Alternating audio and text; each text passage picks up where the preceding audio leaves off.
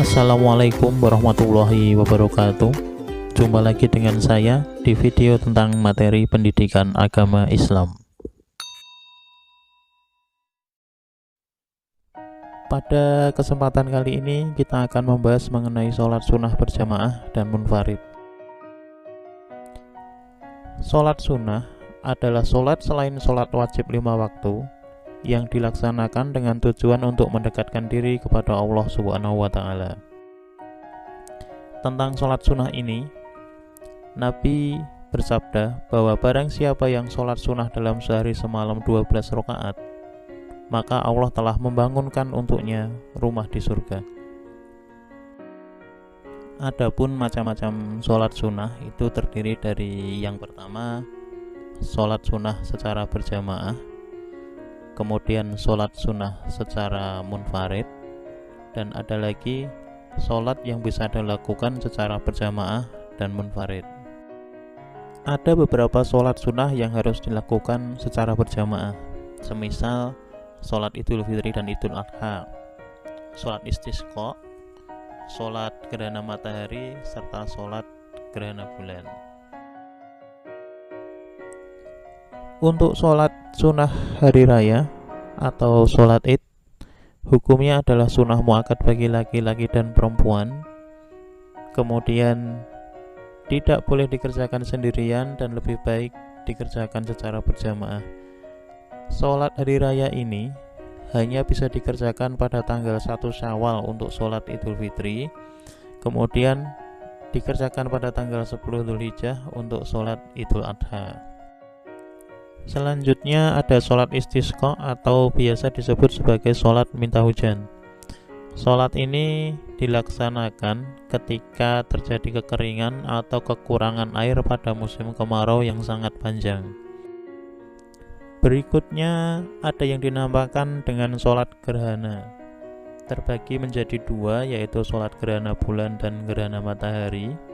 Hukumnya adalah sunnah muakkad, dilaksanakan ketika terjadi gerhana bulan atau gerhana matahari. Kemudian ada yang dinamakan dengan sholat taraweh. Sholat taraweh adalah sholat sunnah yang dikerjakan pada waktu malam di bulan Ramadan. Hukum dari sholat taraweh ini adalah sunnah muakkad. Kemudian sholat taraweh ini sebenarnya boleh dilakukan secara munfarid maupun secara berjamaah. Berikutnya ada yang namanya sholat witir. Hukum dari sholat witir ini adalah sunnah muakkad. Kemudian dilaksanakan sesudah sholat isya sampai waktu fajar. Kemudian kalau pada bulan Ramadan biasanya sholat witir ini dirangkai dengan sholat taraweh. Bilangannya boleh 1, 3, 5, 7 atau sampai 11 rakaat. Berikutnya kita masuk pada pembahasan mengenai sholat munfarid. Sholat munfarid adalah sholat yang dikerjakan secara sendirian. Contohnya semisal sholat rawatib, sholat tahiyatul masjid, sholat istikharah, sholat tasbih, sholat hajat, sholat duha, serta sholat tahajud. Sholat rawatib adalah sholat sunnah yang mengiringi sholat fardu. Hal ini dikarenakan sholat rawatib dilakukan sebelum dan sesudah sholat fardu. Sholat rawatib ini terbagi menjadi dua, yaitu rawatib muakkad dan rawatib ghairu muakkad. Adapun cara mengerjakan sholat rawatib ini sama dengan sholat pada umumnya, hanya saja yang membedakan adalah dalam hal niat. Contoh sholat sunnah munfarid berikutnya adalah sholat duha.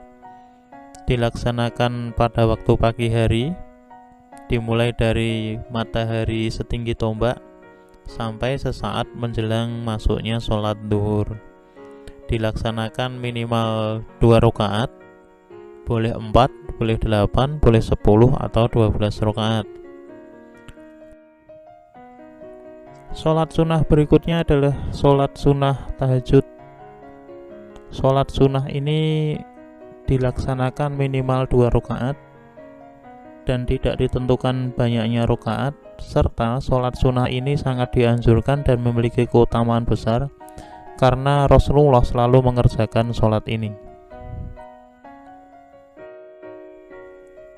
Dengan melaksanakan sholat sunnah baik secara berjamaah maupun munfarid, ada beberapa hikmah yang dapat kita ambil dalam melaksanakan sholat sunnah tersebut.